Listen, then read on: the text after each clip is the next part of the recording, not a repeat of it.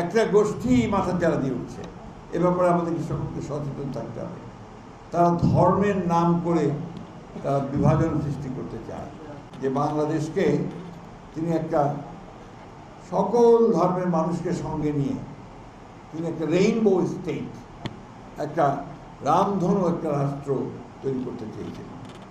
এবং হিন্দু, মুসলমান, বৌদ্ধ, খ্রিস্টান সব ধর্মের মানুষ, কমিউনিস্ট, অকমিউনিস্ট, বিশ্বাসী, অবিশ্বাসী সব মানুষগুলোকে নিয়েই তিনি বাংলাদেশ করতে চেয়েছিলেন এবং সেই কাজটা তিনি শুরু করেছিলেন।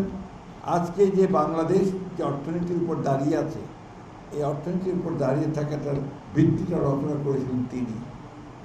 কারণ যারা ওই সময় একদলীয় শাসন ব্যবস্থা করেছিল, অর্থাৎ তৎকালীন আওয়ামী লীগ সরকার, শেখ মুজিবুর রহমান সাহেবরা, তারা বাংলাদেশের অর্থনীতিকে একটা বদ্ধ অর্থনীতি নিয়ে গেছিল, একদম বন্ধ। বিনিয়োগ ছিল না, মানুষের এমপ্লয়মেন্ট ছিল না, চরম দুর্নীতি, যার ফলে তখন আপনার দুর্ভিক্ষ হয়েছিল। সেই অবস্থা থেকেই জিয়া রহমান কিন্তু টেনে নিয়ে এসেছিলেন এবং মুক্ত বাজার অর্থনীতি শুরু করেছিলেন, বেসরকারি বিনিয়োগ শুরু করেছিলেন। এবং আজকে যে গার্মেন্টস নিয়ে আমরা যেটা রেমিটেন্স আমরা সবচেয়ে বেশি পাই, অর্থ উপার্জন করি, সেই রেমিটেন্সের সূচনা করেছিলেন তিনি গার্মেন্টস। বিদেশে লোক যাওয়া, এটা আগে কেউ চিন্তাই করতো না, এটা শেখ জিয়া রহমান শুরু করেছিলেন। তিনি প্রথম বাংলাদেশ থেকে বাইরে আমাদের শ্রমিক ভাইদের পাঠিয়ে অর্থ উপার্জন করতে শুরু করেছিলেন, যেটা আজকে আমরা সেটা নিয়ে টিকে আছি। কৃষিতে বিপ্লব এনেছিলেন, খাল খনন কর্মসূচি শুরু করেছিলেন, ছাত্রছাত্রীদেরকে নিয়েছিলেন, সাথে কাজ করছিলেন। অনেকে আমরা জানি না যে তিনি সমস্ত বাংলাদেশিদেরকে স্বাক্ষর জ্ঞান দেওয়ার জন্য তিনি ক্লাস 10-এ এসএসসি পরীক্ষা যেটা হতো, সেই পরীক্ষায় পাশ করতে হলে 50 মার্ক ছিল, কিন্তু ছিল একজন ব্যক্তিকে স্বাক্ষর জ্ঞান দিতে হবে, নিরক্ষর একজন ব্যক্তিকে স্বাক্ষর জ্ঞান দিতে হবে, তাহলে সে 50 নম্বরের নম্বর পাবে। এটা একটা যুগান্তকারী একটা ব্যবস্থা ছিল, সেই সঙ্গে মানুষের সেদিকে এগিয়ে গিয়েছিল।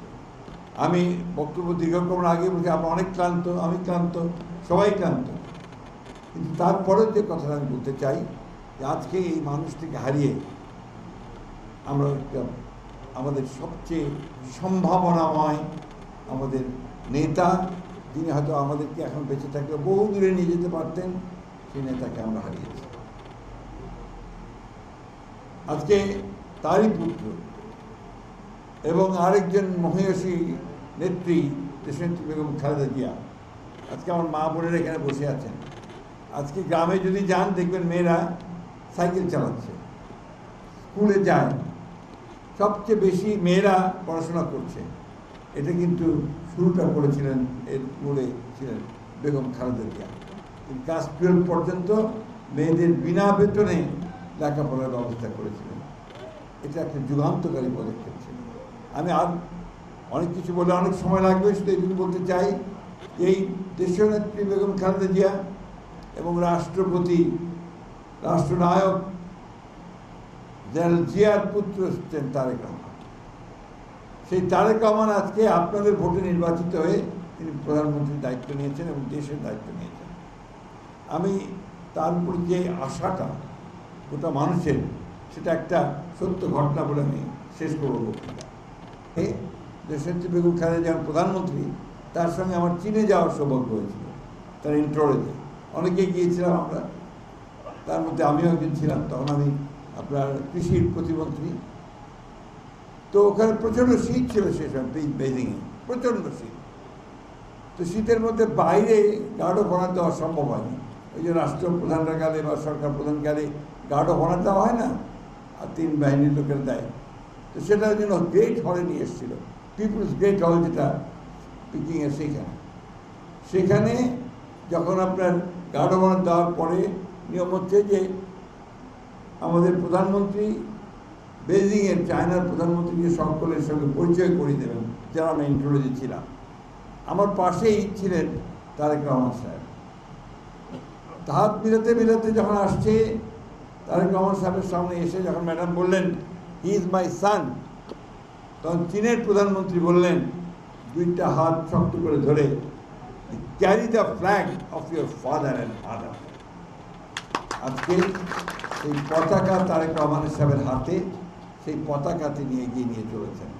এবং এসে দেখুন, এই অল্প দিনের মধ্যেই আসার পরেই একটা নির্বাচন, মা মারা গেছেন, সেই শোককে শক্তিতে পরিণত করে তিনি নির্বাচনে অংশ নিয়ে সমগ্র বাংলাদেশের মানুষকে কিন্তু তার পক্ষে, বাংলাদেশ জাতীয়তাবাদীর পক্ষে নিয়ে এসেছেন। এবং এসেই তিনি যে কাজগুলো শুরু করেছেন, এগুলো যুগান্তকারী কাজ।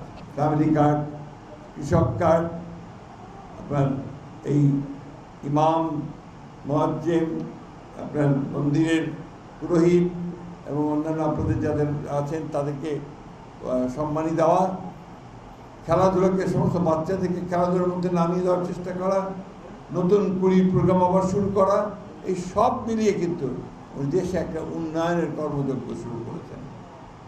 আগামী 11 তারিখে বাজেট হবে।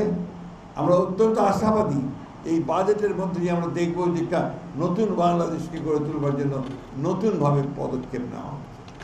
আমি আপনাদের কাছে কৃতজ্ঞ, আপনাদের আমাদের বৌদ্ধ ফোরাম এবং বৌদ্ধ কৃষ্টি প্রচার সংঘের কাছে, আপনাদের সম্প্রদায়ের কাছে, যে আমি আপনাদের সঙ্গে যখনই এসেছি আপনারা আমাকে অত্যন্ত আদরের সঙ্গে, ভালোবাসার সঙ্গে গ্রহণ করেছেন এবং অনেক ভালোবাসা দিয়েছেন। আমি আপনাদের চট্টগ্রামে, রামুতে, বিভিন্ন জায়গায় বিভিন্ন সময় গেছি। প্রত্যেকটি জায়গাতে আমার যাওয়ার সৌভাগ্য হয়েছে বা আপনাদের খুব কাছাকাছি দেখার সৌভাগ্য হয়েছে।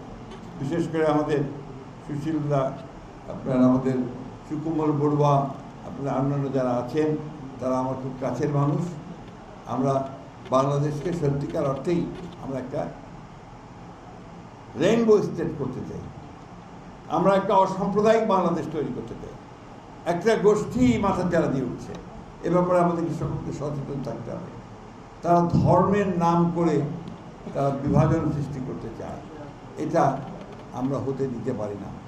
বাংলাদেশ 1971 সালে আমরা যুদ্ধ করেছি, হিন্দু, বৌদ্ধ, খ্রিস্টান, মুসলমান সব একসাথে যুদ্ধ করে আমরা বাংলাদেশকে স্বাধীন করেছি। এবং সেই স্বাধীনতা হচ্ছে আমাদের অস্তিত্ব, আমাদের জন্ম। এখানে অস্বীকার করার কোনো পথ থাকে না।